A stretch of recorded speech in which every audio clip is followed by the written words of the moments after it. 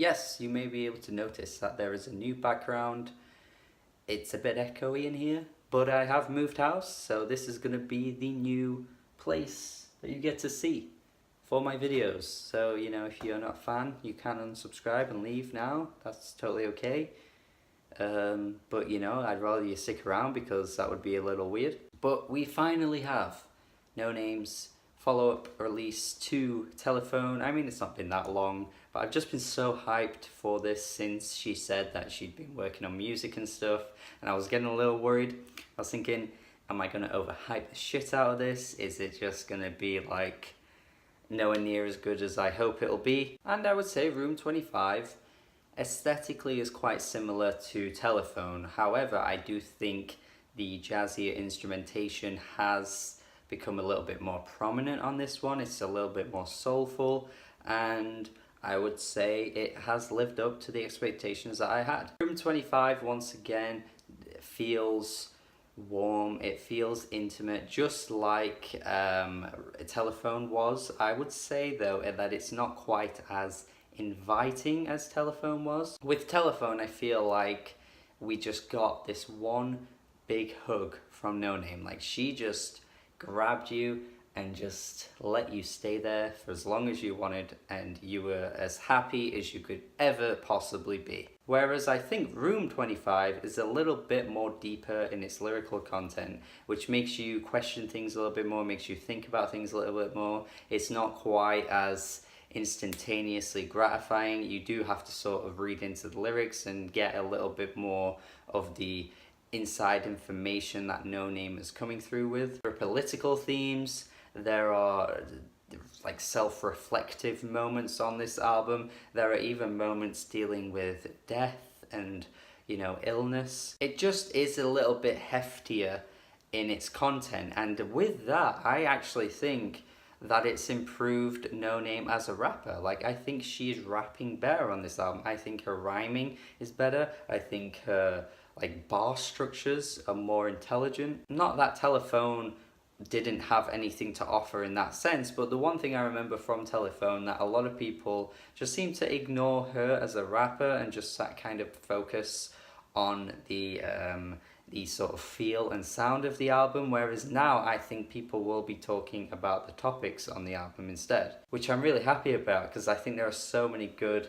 lyrical moments on this album. I think there are so many great written tracks here. I mean, the opening track, Self, fuck man, it's just an instant like fuck you to the entire music industry and people out there that kind of play down female rappers in the game. Also people that don't have the time of day to sort of read into Noname's lyrical prowess and just kind of write her off as not being as lyrical as male counterparts. But I don't think many people do this, but I think she also plays to this idea of that she is engaging more with the lyrical themes as opposed to writing about pussy and money, as she states right at the end of the track. It's a really self-aware song. I think she has a lot of great lines on here, and I think as an opening track as well was just such a fantastic start to the album.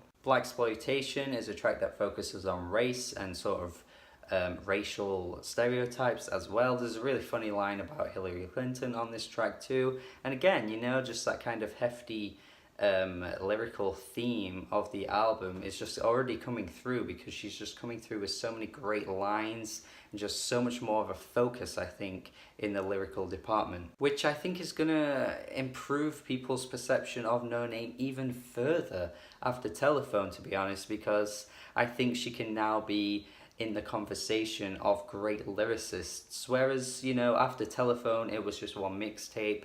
Perhaps it would be a bit too early to sort of decide this, but I think Room 25 solidifies her in the talking point. And the thing is when it comes to like female rappers, all people ever want to bring up, Lil Kim, Missy Elliott, Lauryn Hill, yeah sure, they were great, they had classics, they had a lot of great songs, they wrote the hits, they knew how to make a good pop song as well, but when it comes to just lyrical rappity rap, I think Noname is out rapping those guys, to be honest. Like, I actually think she is reaching further than what they could do with their lyrical themes. I mean, tracks like Prayer Song, where she's dissecting America and just talking about how like the issues come through, and the sort of like sarcastic lines and sarcastic remarks that come through are pretty funny as well. I mean, Adam Ness's line on the chorus where he's like, apple pie on Sunday morning, obesity and heart disease.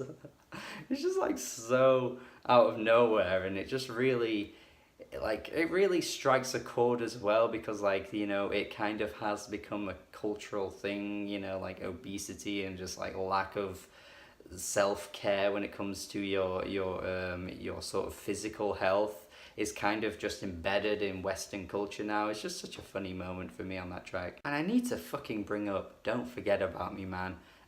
Before I even get to the main focus of this song, there is a section where there's this really clever moment where Noname is referencing Finding Nemo, and the layers to this line, let me tell you. So the entire beginning point of this Finding Chemo line starts from the idea of her mum losing her hair and of course, you know, ending up with cancer. But there are even more layers to this line, and I was reading about this and I was just like, what the hell? So basically, Nemo is also a character from a novel, I believe it's called 20,000 Leagues Under the Sea, and Captain Nemo is the main character, and Captain Nemo says a line in the book. There is a quote from him in the book. Someone asks him a question about his name, and then he responds with, I have no name. No name, no name, no name. So the whole basis of this bar, this whole section of the song, was a reference to Finding Nemo, which was a play on words with like chemotherapy, which was a reference to the actual song topic, which also had a deeper reference to a random novel which came out years ago, which spawns the reason as to why Noname is called Noname, because the character is also called Nemo, and the song, the line references Finding Nemo. Are you fucking kidding me? This is like Arrested Development levels of layers upon layers upon layers. Like, this entire line was based off of the fact why her name began in the first place. It's like the whole thing in Arrested Development where Buster gets his hand bitten off by a loose seal, and the character is called Lucille. Like, it's like everything was built upon this moment. This is what I mean, man. Her rapping has gotten better. Like, she has out-rapped Telefone, I think, with this one. And that's not even talking about the deep content of the track overall anyway, which is talking about how she doesn't want to see her like parents and people, her loved ones, you know, in her life forget about her, because as people get older, they get amnesia, they get dementia, they just start getting memory loss, and just the entire basis of this track is so sad. And you could even make the Nemo reference to Dory as well, I suppose, because Dory also has this memory loss thing. Oh my god, Noname, what are you doing? So yeah, this probably could be the best song on the album, and that's not even talking about how beautiful this track sounds too, and the entire album as well just has such a beautiful sound. These singers come through to come out with some excellent choruses on this album. We even get Saba again, you know, Saba was on Telefone, and here once again he's back. I mean, just, he has out-rapped himself since Telefone as well. I mean, he didn't really have much of a distinct voice back in 2016, but we know now that after Care For Me, he's become quite a respected rapper and has some great topics in his music. He comes through with a great verse on this album as well. I do hope people are still going to be talking about Care For Me by the end of the year, because I know I will be. I think it's still a great album, and Saba once again showing how great he is on this track. Another artist that's released a great project this year, Raven Lene, comes through with a really lovely chorus on Montego Bay, which is a play on words with Montego Bay, which is a place in Jamaica, she changes the title to Montego Bay, as in like my bay, my baby, my babe. And it's just an ode to Jamaica. I do think the track actually has quite a good